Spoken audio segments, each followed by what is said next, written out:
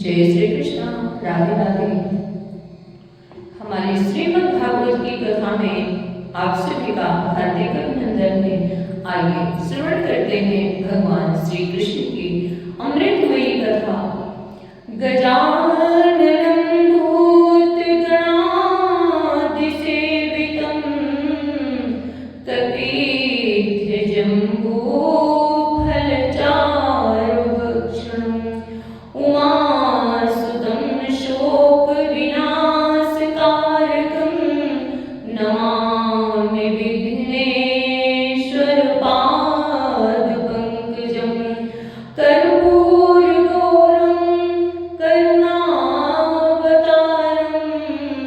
संसारसारं भुजगेन्द्रहारं सदा वसन्तं हृदयारविन्दे भवं भवानीं सहितं नमामि। नीलाम्बुज श्यामलकोमलाङ्गं सीतासमारोह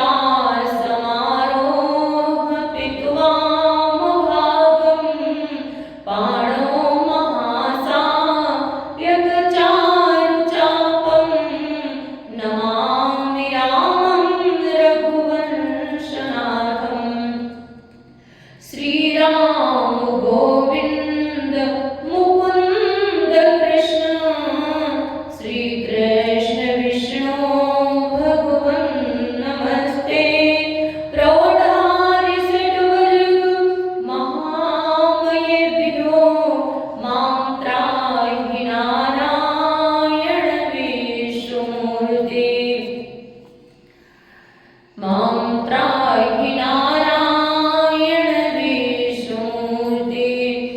सर्वमङ्गलमाङ्गल्ये शिवे सर्वार्थसाधिके शरण्ये त्र्यम्बके गौरी नारायणी नमोऽस्तुते। मनोजवं मारुततुल्यवेगं जितेन्द्रियं बुद्धिमतां वरिष्ठं वातात्मजं वानरयूथमुख्यं श्रीरामदूतं शरणं प्रपद्ये।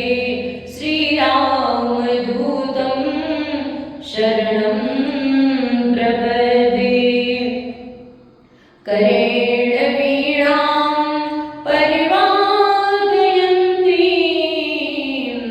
तथा जपन्तीं मकुरेण मालां मरालपृष्ठा सनसन्निविष्टां सरस्वती तां शिरसा नमामि। बोलिए सरस्वती मैया की जय हो। आदिशक्ति जगत जननी जगदम्बा मैया की जय हो। ध्यानमूलं गुरुर्मूर्ति पूजामूलं गुरुर्पदं मन्त्रमूलं गुरुर्वाक्यं मोक्षमूलं गुरुर्कृपा। गुरुर्ब्रह्मा गुरुर्विष्णु गुरुर्देवो महेश्वरः गुरुर्साक्षात् परब्रह्म तस्मै श्री गुरुवे नमः। आइए श्रवण करते हैं भगवान श्री कृष्ण की अमृतमयी कथा। पिछले वीडियो में हमने आप सभी को कथा श्रवण कराई थी। तुलसीदास जी असंतों का के बारे में बताया है और भगवान श्री राम ने कहा, भाई परोपकार के समान कोई धर्म नहीं है और दूसरों को कष्ट देने के समान कोई नीचता नहीं। सभी पुराणों वेदों का यही निर्णय है। मैंने तुमसे कहा, पंडित लोग इसको जानते हैं, यह दुर्लभ मनुष्य देह पाकर जो दूसरों को कष्ट देता है वो मनुष्य बहुत कष्ट पाता है। और जो मनुष्य अपने स्वार्थ में लीन तथा मोह के अधीन होकर अनेकों पाप करता है उसका परलोक नष्ट हो जाता है। ऐसे दुष्टों कष्टों के लिए मैं कारण हूँ और उनके कर्मों के अनुसार अच्छे और बुरे कर्मों का फल देने वाला हूँ। आइए श्रवण करते हैं भगवान श्री कृष्णचंद्र की बहुत ही सुंदर अमृतमयी कथा। कलिना सदर सहा कोपि युगो नास्ति बरानने तमे संत्र सुताम स्थापिष्यामि गेहे जने जने अन्य धर्मास्तकरस्ते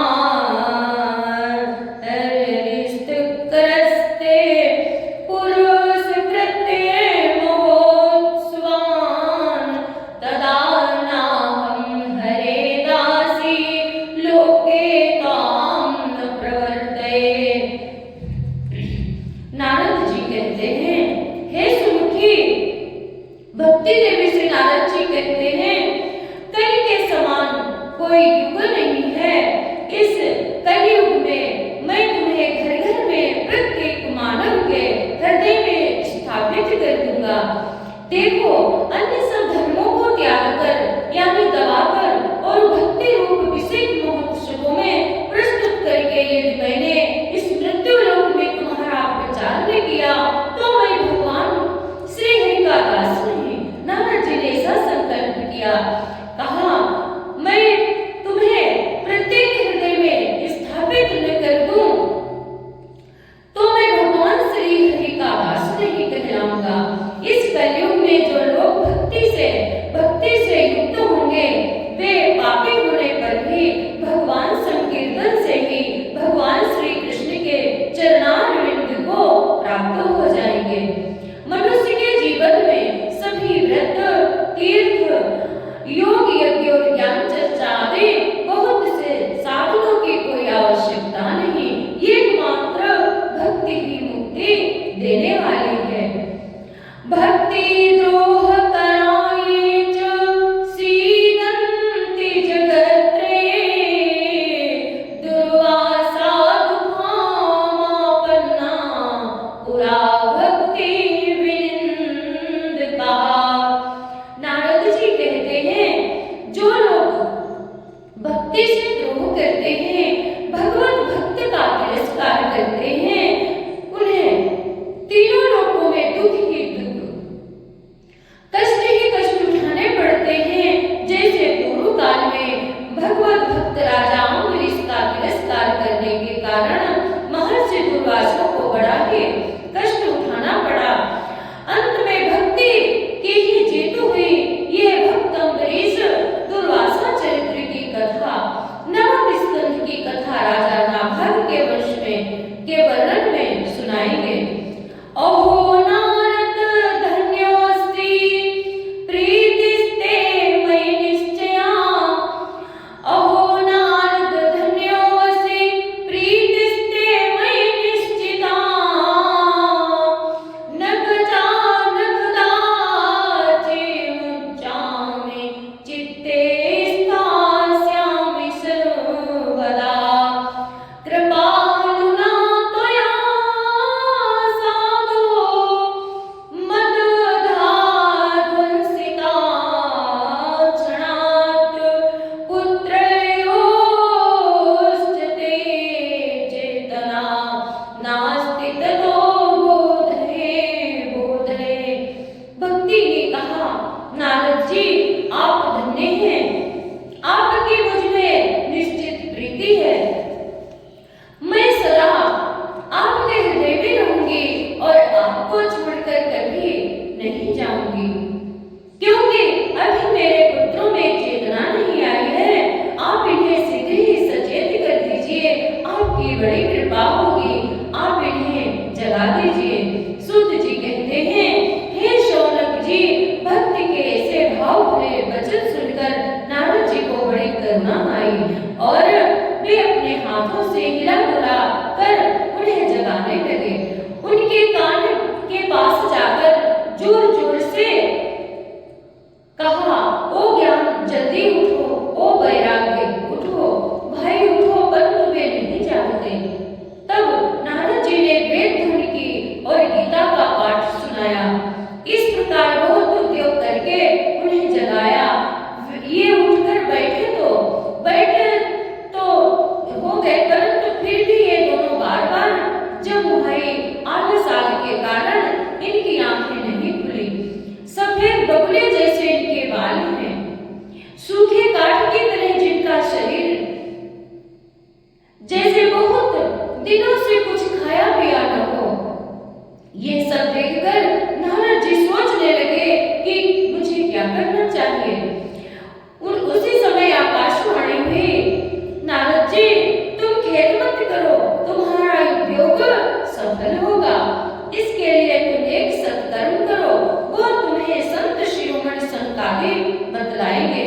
तब नारद जी ज्ञान और वैराग्य को वहीं छोड़ करके प्रत्येक तीर्थों में तथा मुनीश्वरों के आश्रमों में जा करके उनके कष्ट निवारण का साधन पूछने लगे। देखो, संतों का हृदय बहुत दयालु होता है, उनसे जो भी बनता है वो करते हैं। तो नारद जी उनके कष्ट निवारण का साधन पूछने लगे। नारद जी की बात को सुनते तो सभी थे, परंतु कोई सही उत्तर नहीं दे पाता। किसी ने उन्हें साधन बतलाया, किसी ने कहा इसका ठीक ठीक पता लगाना कठिन है, और कुछ चुप्पी ही लगा गए। ततश्चिंता तुरहसोऽपि बद्रीवनमागतः तपश्चरामि चाप्येति तदर्थं कृतनिश्चयः तावद्दर्श पुरतः सनकादि मुनीश्वरान् कोटिसूर्य समाभासा नुवाच मुनिसत्तमः। तब नारद जी को बहुत चिंता हुई और वे बद्री बना गए तथा यह सोचने लगे कि ज्ञान वैराग्य को जगाने के लिए मैं तप करूंगा। उसी समय करोड़ों सूर्य के समान तेजस्वी सनकादि मुनीश्वर दिखाई दिए। उन्हें देखकर नारद जी ने कहा, हे महात्माओं, इस समय बड़े भाग्य से ही आप लोगों से समागम हुआ है। आप मुझ पर कृपा करके शीघ्र ही बताइए, वो साधन बतलाइए जिससे देवी भक्ति का कष्ट दूर हो जाए। आप सभी बड़े योगी, बुद्धिमान और विद्वान मालूम होते हैं। देखने में तो आप 5-5 वर्ष के बालक जैसे लगते हैं, किंतु आप हैं पूर्वजों के भी पूर्वज। सनकादियों ने कहा, देवी से आप चिंता न करें, मैं अपने मन में प्रसन्न हूँ। आप अपने मन में प्रसन्न हो। उनके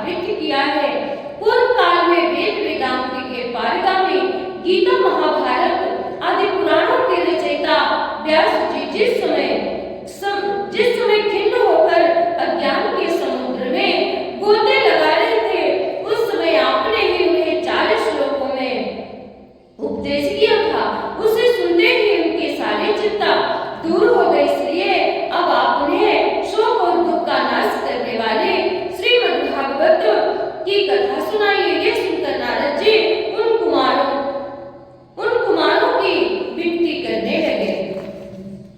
यद्दर्शनं च विलीयन्ते शुभानि श्रेयस्तनोति भवदुःखवान्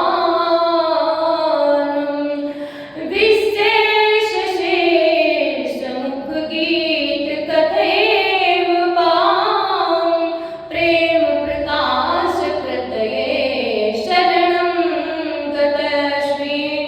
नारद जी कहते हैं, हे मुनीश्वरों, आपका दर्शन ही जीवों के संपूर्ण पापों को नष्ट कर देता है और जो संसार रूपी दुख के दावानल से तपे हुए हैं उन पर शीघ्र ही शांति की वर्षा कर देता है। आप निरंतर शेष जी के मुख से गाए हुए भगवान कथामृत का पान करते रहते हैं। मैं प्रेम लक्षणा भक्ति का प्रकाश करने के लिए आपकी शरण लेता हूँ। नारद जी ने पूछा, हे मुनीश्वरों, आप लोग तो वेद के पारगामी हैं, कृपया बताइए कि इस शुक्ल शास्त्र की कथा हमें किस स्थान पर करनी चाहिए और कितने दिनों में किस विधि से करनी चाहिए। सनत कुमार ने कहा, आप बड़े विनीत हैं। सुनिए, हरिद्वार के पास एक आनंद नाम का घाट है। वहाँ बड़े बड़े ऋषि मुनि और सिद्ध रहते हैं। बड़ा ही सुंदर और शांति का स्थान है। नारद जी, जहाँ कहीं भी भागवत की कथा होती है वहाँ भक्ति और भक्त अपने आप पहुँच जाते हैं। ये श्री भागवत की कथा सुनने मात्र से ही तीनों पुनः तरुण हो जाएंगे। इस भागवत पुराण की कथा कहने वाला सर्वप्रथम किसी भी विष्णु स्वामी संप्रदाय के आचार्य से दीक्षित हो, ईश्वर में विश्वास हो, भगवान का भक्त हो, सरल एवं शुद्ध विचार वाला हो और अन्य पुराण इतिहास का जानने वाला भी हो।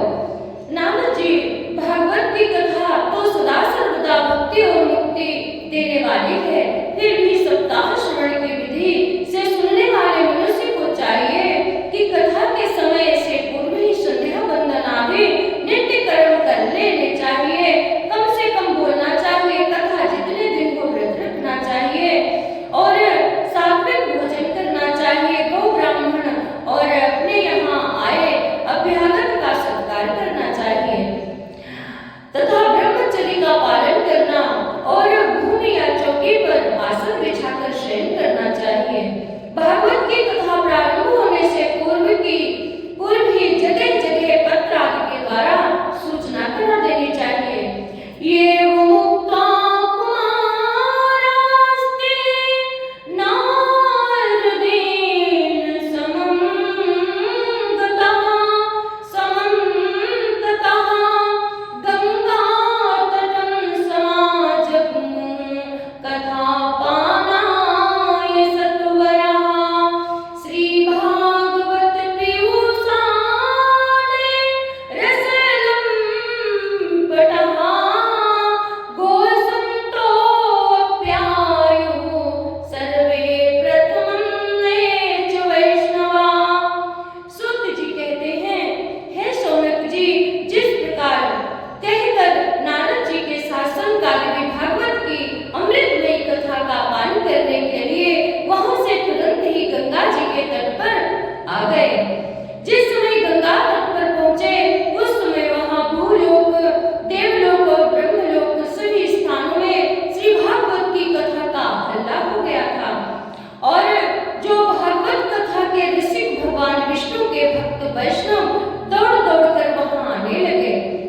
परम वैष्णव महर्षि भृगु, वशिष्ठ, च्यवन, गौतम, मेधा ऋषि, देवल, देवराज, परशुराम, विश्वामित्र, शाकल, मार्कंडेय, दत्तात्रेय, योगेश्वर, व्यास और पराशर आदि प्रधान मुनिजन अपने अपने पुत्र, शिष्य और स्त्रियों के साथ वहां आए। वेद वेदांत प्रसिद्ध मंत्र तंत्र 17 पुराण और 6 शास्त्र गंगा के तट पर पंचामृत का पान करने के लिए मूर्तिमान होकर विराजे थे। श्रोताओं में सबसे आगे की पंक्ति में वैष्णव, विरक्त सन्यासी और ब्रह्मचारी, उन सबके आगे नारद जी विराजे। एक तरफ ऋषि मुनि और एक और देवता तथा दूसरी ओर स्त्रियां, सभी ओर से जय जयकार ओंकार की ध्वनि और तरह तरह के शंखों को बजा बजा कर जय घोष होने लगा। लोगों के अबीर, गुलाल, पुष्प, खीर आदि की वर्षा की। आकाश में सभी श्रेष्ठ देवता अपने अपने विमानों पर बैठे हुए सभी भक्तों के ऊपर कल्प वृक्ष के पुष्पों की वर्षा करने लगे। इस प्रकार पूजन करने के पश्चात सभी लोग एकाग्रचित्त सनकादिक ऋषियों के द्वारा सप्ताह विधि के अनुसार कथा सुनने लगे। पहले श्रीमद् भागवत की महिमा कहते हैं। श्रीमद् भागवत की कथा सदा सर्वदा सुननी चाहिए। इस कथा के श्रवण मात्र से ही अपने भक्तों के हृदय में भगवान श्री हरि आविराजते हैं। इस पुराण में 18,000 श्लोक हैं और 12 स्कंध हैं। श्री सुखदेव जी और राजा परीक्षित का संवाद है। ऋषियों, आप लोग ये भगवान की कथा ध्यान पूर्वक सुनो। यह जीव तभी तक अज्ञान के वशीभूत इस संसार चक्र में भटकता है जब तक श्री सुख शास्त्र को कथा, उसके सुख शास्त्र की कथा उसके कान में नहीं सुनाई देती। अंत काले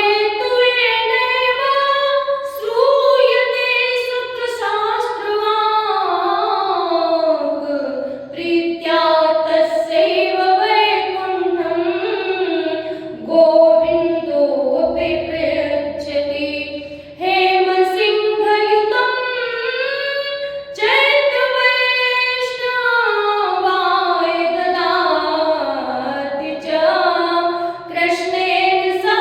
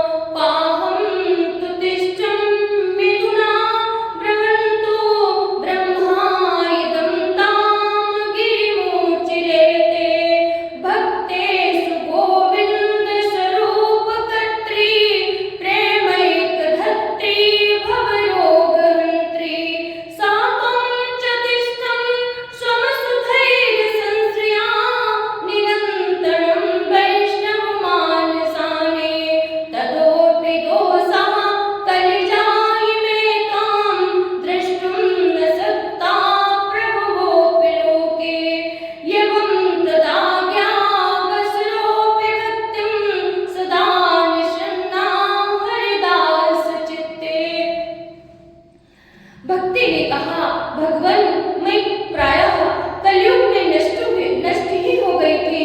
आपने कथा अमृत से सींचकर मुझे फिर से पुष्टि कर दिया। अब आप ये बताइए कि मैं कहाँ रहूं? यह सुनकर संकादिकों ने कहा कि तुम भक्तों को भगवान का रूप देने वाली हो, अनन्य प्रेम का संपादन करने वाली और संसार रोग को निर्मूल करने वाली हो। अतः तुम धैर्य धारण करके नित्य निरंतर विष्णु भक्तों के हृदय में निवास करो। ये कलयुग के दोष भले ही सारे संसार का अपना प्रभाव डाले, किंतु वहां तुम पर इनकी दृष्टि भी नहीं पड़ सकती। इस प्रकार उनसे आज्ञा पाकर तुरंत ही भगवत भक्तों के हृदय में भक्ति देवी स्थापित हो गई। संतों की कृपा से भक्ति का कष्ट निवारण हुआ। यहाँ पर चिरजीवी सनत आदि ने कहा कि इस कलयुग में भगवान भक्तों का एक कल के दूत आदि कुछ नहीं बिगाड़ सकते। इस कथा प्रसंग से हमें ज्ञान प्राप्त होता है कि हमें भगवत भक्ति में ही विश्वास रखना चाहिए। गीता में कहा है, त्वमेव शरणं गच्छ सर्वभावेन भारत, तो प्रसादात् परां शान्तिं मच्चिरेणाधिगच्छति। तो प्रसादात् परां शान्तिं स्थानं प्राप्यसि शाश्वतम्। आइए फिर से सुना देते हैं, श्लोक थोड़ा गलत हो गया था। त्वमेव शरणं गच्छ सर्वभावेन भारत, तो प्रसादात् परां शान्तिं स्थानं प्राप्स्यामि शाश्वतम्। भगवान श्री कृष्ण कहते हैं, हे अर्जुन, तू सब प्रकार से उस परमेश्वर की शरण में आ जा। उस परमात्मा की कृपा से ही तू परम शांति और उस सनातन परम धाम को प्राप्त होगा। प्रभु शरण की स्पष्टता व्याख्या करते हैं, लोक लज्जा, बहिमान, बड़ाई, बुराई और आसक्तियों को त्याग कर, इस नश्वर शरीर और संसार से ममता, अहंता को त्याग कर उस परमात्मा को ही अपना परम आश्रय, परम गति और सर्वस्व मानकर अनन्य प्रेम भाव से भक्ति पूर्वक भगवान के नाम, रूप, गुण, प्रभाव और स्वरूप का चिंतन करना, भजन, स्मरण और संकीर्तन आदि सभी कर्मों को निस्वार्थ भाव से प्रभु की आज्ञा मानकर करना ही शरण है। प्रभु भक्त बाबा श्री बाल मुकुंद जी कविवर ने अपनी साहित्यिक रचना में स्पष्ट किया है। जय श्री कृष्णा, राधे राधे। शेष कथा आप सभी को हम कल